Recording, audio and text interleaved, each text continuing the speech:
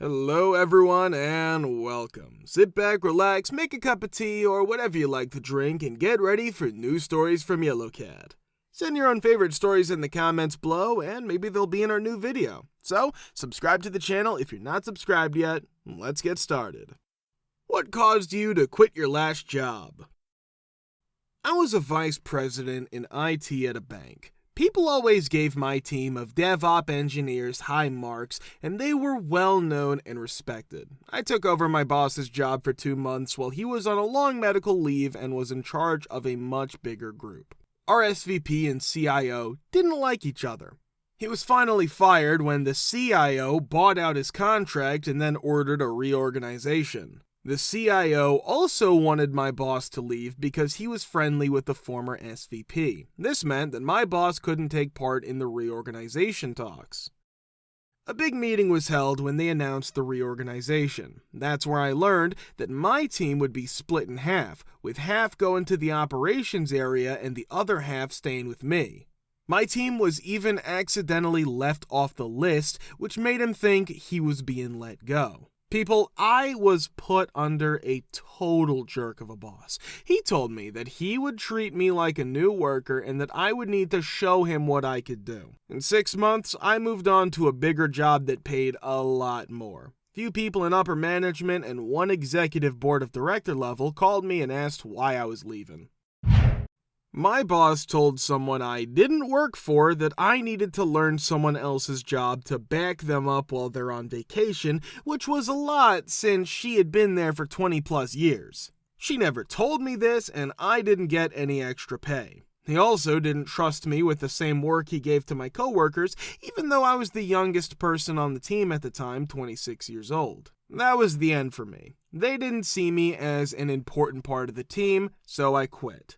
There was also no counteroffer, and the executive team has been ignoring me for the past 2 weeks. Don't go there. My old boss took advantage of other people at work, and over the years, many people lost their jobs because of it. The bank we were a branch of eventually shut down the business. I started working as a gate guard at a nuclear power plant and liked it.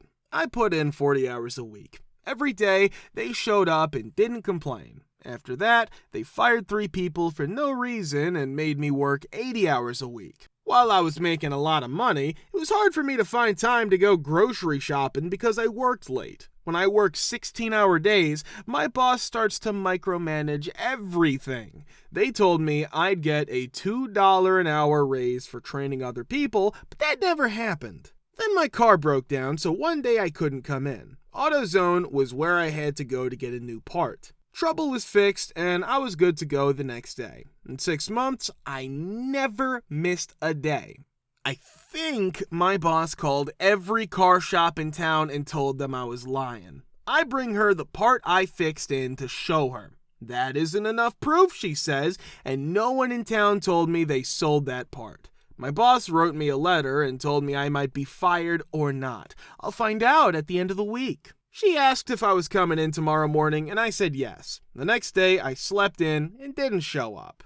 Instead, trucks backed up the road for 4 hours because I wasn't there to open the gate. Boss texts me that I'll be charged with a crime for not showing up, but I didn't respond, so she called me every day for a week. I didn't answer. Later learned that she lost her temper and fired the people I trained because I taught them wrong. Then she hired her relatives to take their place. This is the person watching over your energy infrastructure in the United States.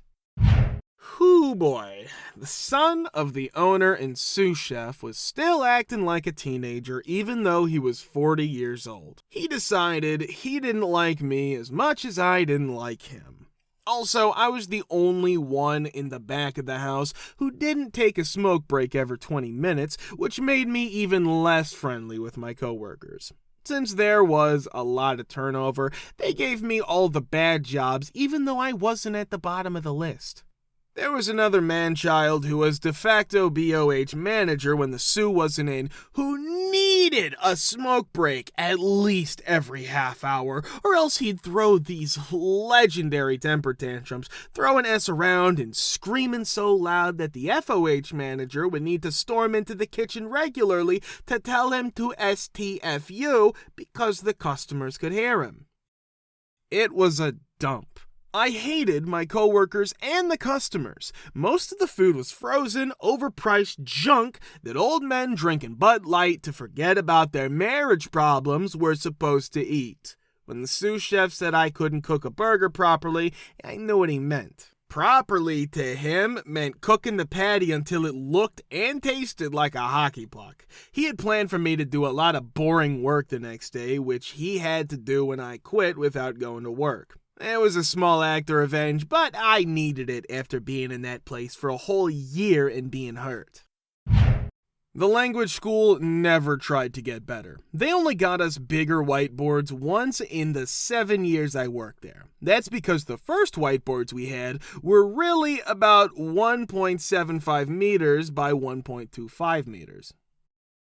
One of the desktops is more than 10 years old and has a 4:3 monitor, just like the one I had in 2006. The books were updated once, but only the ones for teens. The adult books were the same in my last year as they were in the first. So they were really breaking apart. The administration would put me in online one-on-one classes when they could have had offline group lessons. They also didn't throw Christmas parties or give us paid days off, and in the last summer I worked there, they illegally changed my salary to hourly pay. They're joking. Their business is failing, and they've already lost 2 of their 4 schools. I expect they'll lose the rest in the next few years. I worked for a global electronics company that made 8 bills a year. It had 5 quarters in a row where it lost money. The CEO quit his job. Finance people come in from the left side. Their careful, probably drunk search for a new CEO ended with someone from a completely different industry being hired. The new boss came from the nuclear power business, and our company made consumer electronics. He put up power plants. His plan was to buy another brand that was losing money from a big company that was making money in every area except electronics. The offer was, give us your worst performing division and we'll give you a lot of cash. Even after the merger, he kept making smart choices. There were only 4 people left on the research team that used to have 120 people on it, so they couldn't pay me anymore. To be fair, the market was slowly shifting to phones, which we didn't make. But before I left, the value of both companies was $8 billion, but now it was less than $1 billion. Both my wife and I knew it was going to happen, but it still bothers me that this totally unqualified person was hired to destroy so much. What has been your worst HOA experience, Redditors? Part 2. One of the residents in the trumped-up HOA where my in-laws reside has a grudge about the parking regulations.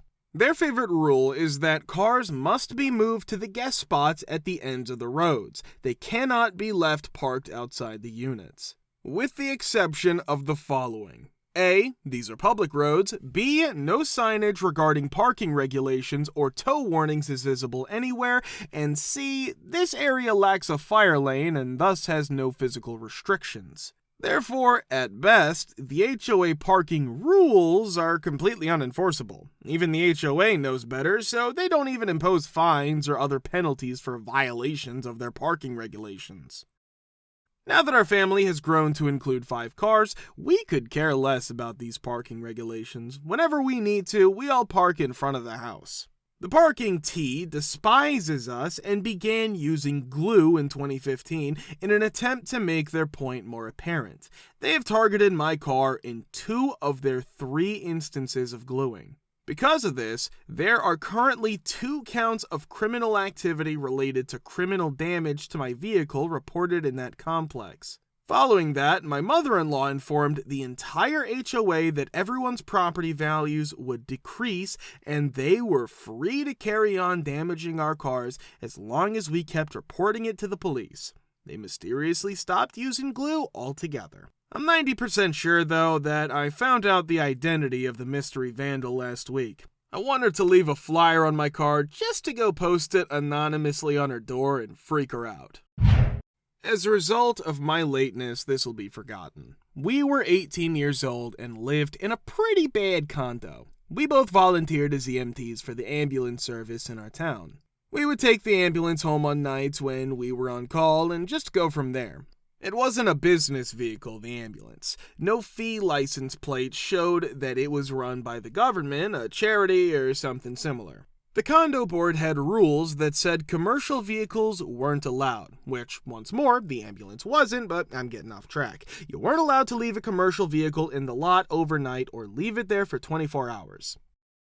The condo board had a maintenance person who drove around all day and night on a golf cart. We got home one day to find a notice that said we were breaking the rules. It had a picture of the parked ambulance on it. When I called the landlord and told her what was going on, she told me not to worry about it. At the time, I worked for a company that moved people in wheelchairs. If I had time during the day between patients, I could do what I pleased. This meant I would have lunch at home, 45 minutes at most, or 30 minutes. It's clear that they weren't breaking the commercial vehicle rule. Not at all. We got a ticket with a fine and a picture of my work van. We needed to go to a hearing. The guy with the golf cart was there. It was easy for us to win because we knew the rules well. The guy with the golf cart was mad. I have many of them. 2 friends and I have lived together since we were babies. My grandfather owned the condo where we lived and paid rent so that he could get the care he needed as he aged. The people in the unit next to ours are glad to have us here. Makes them feel good to be around younger people. We're friendly with them and have helped them with different tasks a few times. People at the end of the street don't like us. They went to the police because 2 or more families were living in the same house. There are 4 bedrooms and 2 bathrooms in one condo, which is big enough for 3 guys. We park on a street with public parking because 2 of us have 2 cars. People called the city to complain about us parking on the street. The city said that since the street is extra wide, anyone can park there. They tried to give us a ticket for adding a handrail to the front stairs so my grandfather could get inside. I have a condo sign in my yard. It's on a cheap plastic fence that breaks every winter, and they try to fine me for that too. The city came twice and took pictures of our cars because they thought there were too many people living there. We won by saying we were more like a family than all the single couples who also lived in condos. Our deck needed to be fixed up, and I got a letter telling me I couldn't get a newer, nicer one because it wouldn't be fair to everyone else. People have told my parents to die quickly so that we can move out afterward. People who don't like us wait in their cars and stare at us while we're on our porch. Sometimes they write down what they see. There are more women living in our unit than any other, even though we are all men. We put in wood floors and made extra bedrooms out of space that wasn't being used. There are new appliances in our kitchen. The newest doors, furnace, and air conditioner are also there. The deck got new paint, and I added stairs to the backyard. But for these people, we're just ruining the Who Street. And we never have loud parties. The people who live next door say that they've never heard anything from our unit. All in all, we've won everything that's come our way. We're loved by everyone in the HOA, besides 2 old people. Also, our unit is the only one that power washes the outside every spring. On the day of my stepmother's mom's funeral, among other things, our next-door neighbor, who is also the president of the HOA, came to the house to complain about the noise. Making noise. About 10 people came over, and we're all shocked and sad. The woman told us to be quiet after I told her about the situation. She then got angry and went back to her house. After about 15 minutes, she tells her husband to come over and tell us that we're blocking her driveway. I tell him everything that's going on. He was a weak man with no guts, so he crept back to his house, probably to tell his wife what happened. After 30 minutes, someone knocks on the door again. The police are here! Two police officers, a man and a woman, tell us that our neighbors are upset about the noise and the fact that we're blocking their driveways.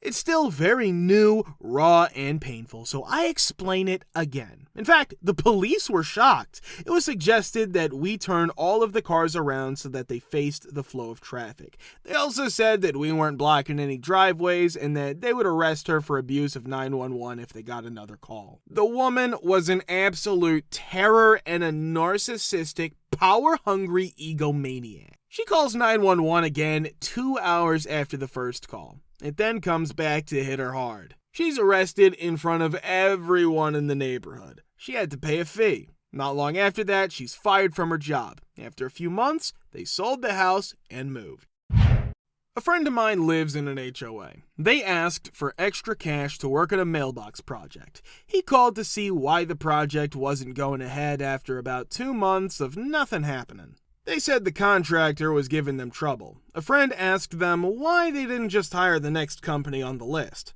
That's when he opened the can of worms. There were no bids on the projects. He asked them to immediately start submitting multiple bids for projects. The HOA president told him to stop calling or he would report him to the police for harassment. The real story is all contracts went to a friend of the head of the HOA, and they were all significantly overcharged. The head of the HOA tried to leave the country, but the police caught him and charged him with stealing $70,000 in funds. If you want to watch the part 1, click the link here. Thank you for subscribing, the likes, and comments. We're very happy to see you all in the comments too. Thanks for your support.